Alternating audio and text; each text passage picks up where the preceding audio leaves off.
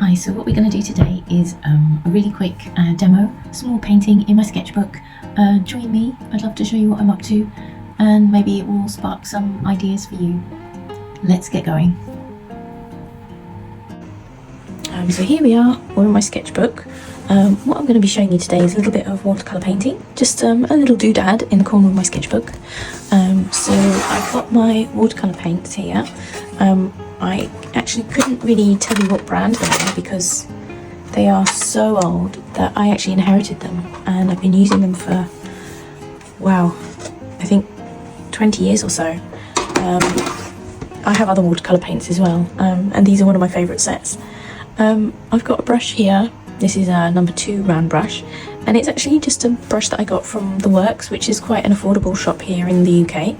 And it's a round brush. I like round brushes because you can get quite a sharp point as well as do quite thick strokes at the same time without having to switch brushes.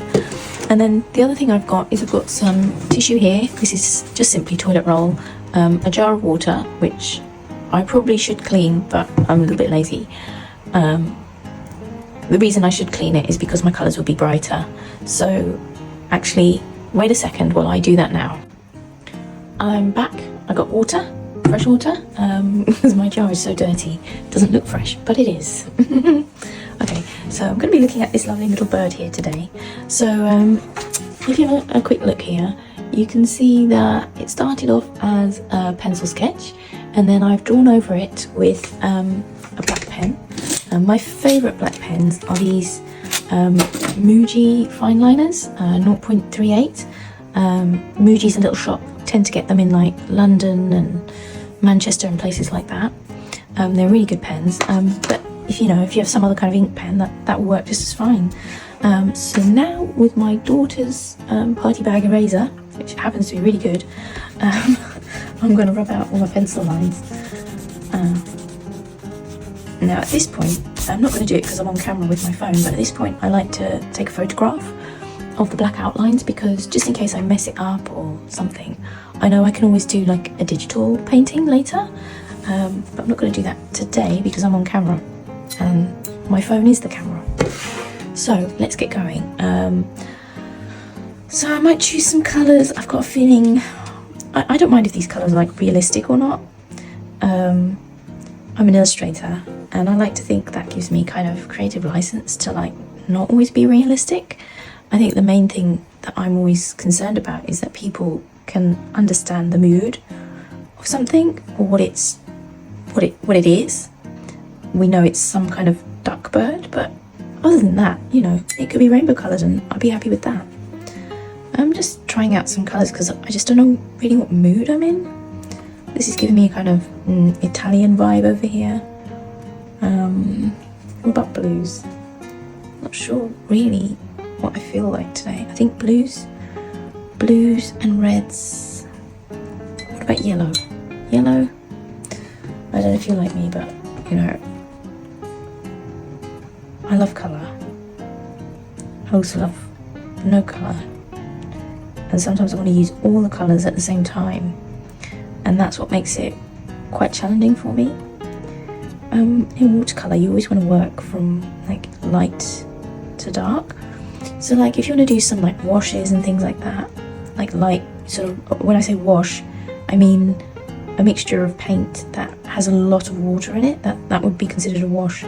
This isn't quite a wash, but it's a bit washy because there's still quite a bit of pigment here, and because this is just my sketchbook, it's not like a really thick absorbent watercolour paper. I don't want to go too heavy with the water, so it's kind of like just enough but not too much. And these are the things that you learn with practice. You don't get them on first go, and that's why it's great to experiment with different papers, and when you find what you like, it helps a lot. I've got this kind of tawny colour that I'm going to go for now. I think I'm being quite conservative because I'm hoping to build up the colour but also not go too Christmas tree.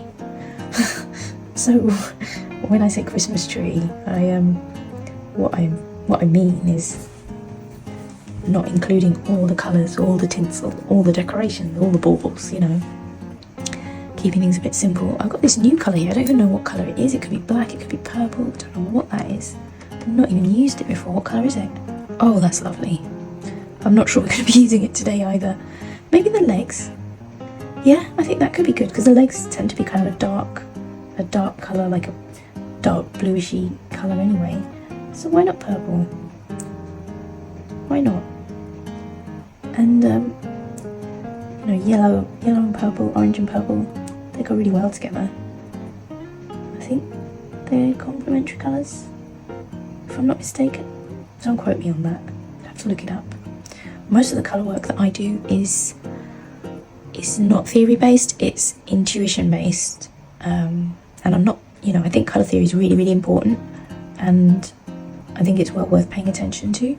But if I'm being honest, a lot of what I do is just based on my intuition, and one day I will dedicate some time to learning more about colour theory and how it all comes together. So again, knowing that purple and orange and yellow go well together, I might include some orange. I've got some orange here. Now this bright orange, this is from a tube. This is from this tube, and it's Holbein Artist Watercolour, and I got it on when I was on holiday in Japan.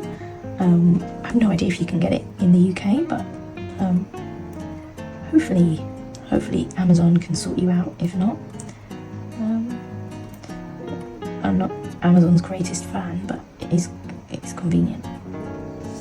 Now I'm going a bit graphic with my shapes here, so I'm not painting it in fully. I'm just doing a sort of outliney thing, because that feels nice to me. Now I think I'm going to go really light washy, and I want to bring some of this orange into this side, just to like tie things together so they feel like they belong together. So I'm just going to do a few like highlights in there. And then I think I need to also do a little bit at the top somehow, just to give it some connection. Oh, it's gone a bit too dry there. Sometimes you can use like a little bit of a wash. Instead of getting water from here, just use a light wash in your dark colour, in your thick colours, in your more concentrated areas of colour, if you can. But if not, then maybe just a smidge of water from the jar, because it's such a small area. It's very easy to go overboard with colour here. Now I think I need a little bit of shadow, and what I might do is pinch a bit of purple to create my shadow so that it feels like harmonious, like the tones that are repeated in different levels. It's like music having the same notes but in different keys, so they got the same mood or the same feeling, and they blend well together. So there you can see I've blended a little bit of the purple and the orange, and I might do a bit more shadow. I think it needs to be a bit darker, a little bit more shadow in some of these areas. I was going to try and go underneath those bits, but no, it's not going to work. Well, I don't think it would. Maybe under there. Maybe I could go a bit bolder under here. Yeah. Okay. Yep. But now that I've made that darker, I feel like the legs need to get even darker. But what I could do is just save that intensity for some shadow areas of the legs rather than the whole legs. I mean, it's gone a bit muddy and messy here, but that's fine. It's okay, because it's a sketchbook, and sometimes, you know, sketchbooks, they do what they want, and paint, especially watercolour does what it wants. You and I, we're just the hosts. We're just here to bring the paper and the paint together, but when they get going, can't control it. Can't control everything. Some of it just goes on its own.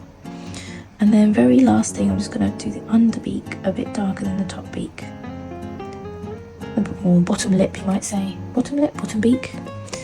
Okay, so yeah, I hope you enjoyed that little doodad from my sketchbook.